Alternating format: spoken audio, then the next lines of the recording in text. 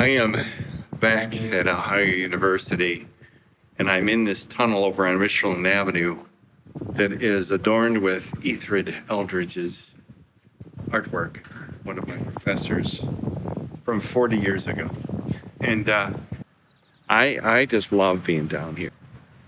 And I haven't stopped smiling since I got here. So I stay at the Ohio University, and when I come down here, my family has been coming to the OUN since 1970 at the very least, because both my older brothers and my sister went to school here, and anytime we'd come down to stay, we stayed at the OUN. So I walk into the lobby today of the OUN to check in, and it says, "Welcome customer of the day, Peter T." And so I asked the young lady behind the desk, I said, "Is that me?" And she's like, "Well, what's your name? Give me your license," and all that happy stuff. And sure enough, I'm customer of the day. And they upgraded me to a king-size suite. I got this beautiful suite, king-size bed for free upgrade, and free breakfast or lunch the next day. I'm telling you, maybe I'm just meant to be down here. I'm in front of Blue Eagle Music. I used to come up here and buy guitar strings, and I took a couple of guitar lessons with a friend of mine named Brian. He and I were in the fraternity together. We had a guy named, I think his name was Ethan Green. Ethan Green was a good old boy who was a picker. And we took a couple lessons up here because Brian and I were going to start a band. I think we didn't get much beyond the song Hotel California. And the moment I stepped off this campus, my life went right down the old shitter. And I'm glad to be back here. Behind me is the CI. This is where I had my first beer. I was 19 years old, and a friend of mine from high school named Rick ordered a pitcher of beer, and I didn't want to have any. He said, "Come on, Pete, just try one. Just have one cup." And I said, "Okay, all right." And I had my first beer. I was horrified of having a beer because both my parents were alcoholics, and I was afraid that I would end up penniless and homeless like my father. Mr. Hibachi, they got a Japanese restaurant now. They've got I don't know what else is down here. They got a Jimmy John's. This has all changed since I lived here. Except for the brick streets, of course. This is the steps of the Presbyterian Church here on campus. I came to this church seeking guidance from the minister, Reverend Tom Fisher was his name, after my father was murdered. And I had several meetings with him here.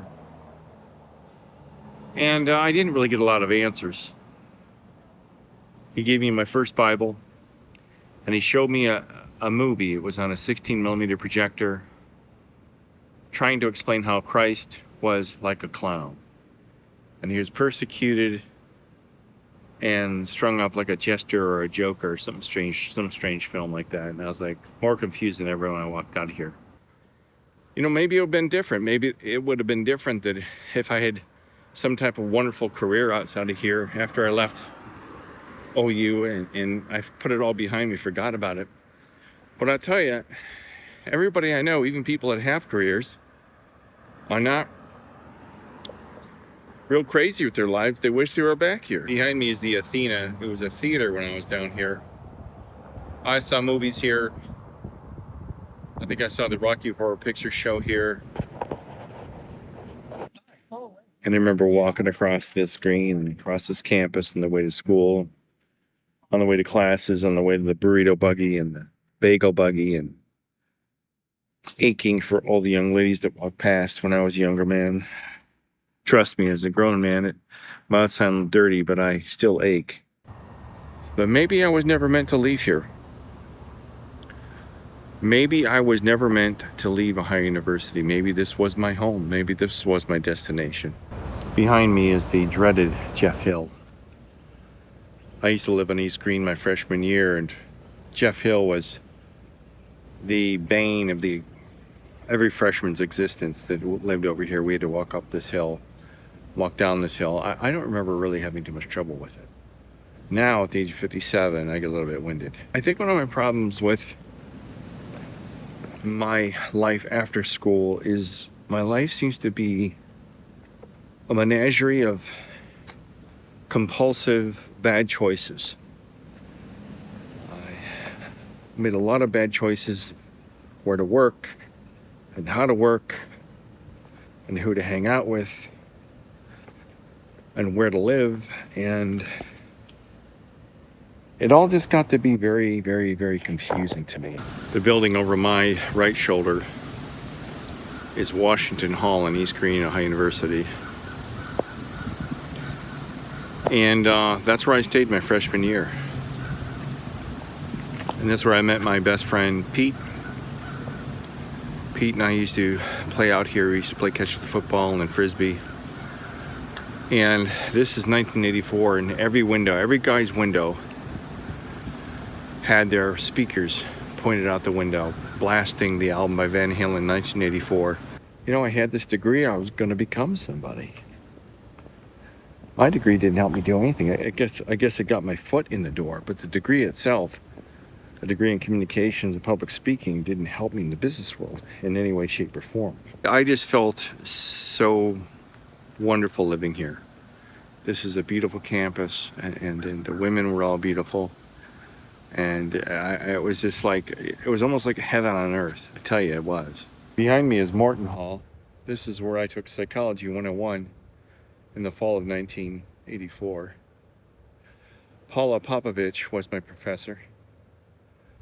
I actually wrote to her within the last 2 years to ask her if she would be in my documentary Road to Forgiveness, or if she knew anybody that could speak on addiction. But she said that's not what she studied, and she didn't know who to refer me to, but she was nice enough to respond. And this I think they called it when I was down here, Morton Hill. At the top of Morton Hill was like a little coffee shop. It was orange and brown. It was called the Oasis. And all the, I guess you'd call them Middle Eastern students, the Iranians and Pakistani and Indian students would sit up there, drink coffee and smoke cigarettes. And we'd walk past and go, you go to Oasis, smoke cigarettes, drink coffee, do it now. The Oasis is gone. It's now a parking lot and a driveway. So we can no longer smoke cigarettes and drink coffee. Here's the bottom line. Since graduating from here, I screwed up my own life. And I have no one to blame but myself. I can't blame my siblings or my parents or my friends. I made bad choices. And I've got to live with those bad choices, just like we all do. I guess I felt school promised me utopia outside of here because I got a degree, and it didn't work out that way. And it's not OU's fault. I think in some ways universities take advantage of young people. Just how the military does. Makes you think you're going to go storm the beaches and not be touched by a bullet or something. But yeah, I have no one to blame but myself. And I guess I yearn to come back here and live my youth again, but it's probably not possible. I'm not positive, but I'm pretty sure if I came back here and I was a teacher, some wouldn't be as grand as I think it would be. Behind me is the sorority Alpha Delta Pi. My mom was an 80 Pi in the late 1940s. But I guess I come back here to revisit the happy times, the good times. Last time I was really happy. You know, I had a brief stint in the corporate world. I spent about 20 years sitting at a cubicle. Another couple years sitting at a desk taking calls in call centers. I've had about 15 years being an artist.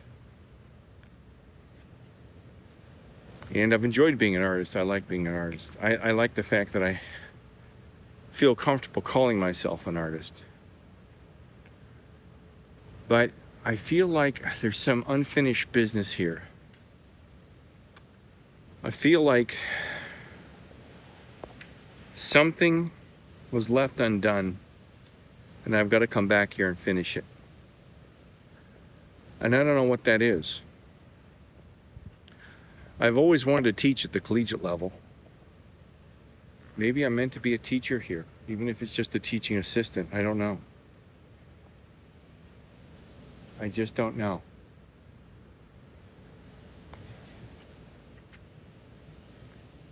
But I pine. I do pine for this campus and this life and this atmosphere again. Maybe if I come back, it'll instill hope in my heart again. I haven't had any real hope in my heart in many, many years.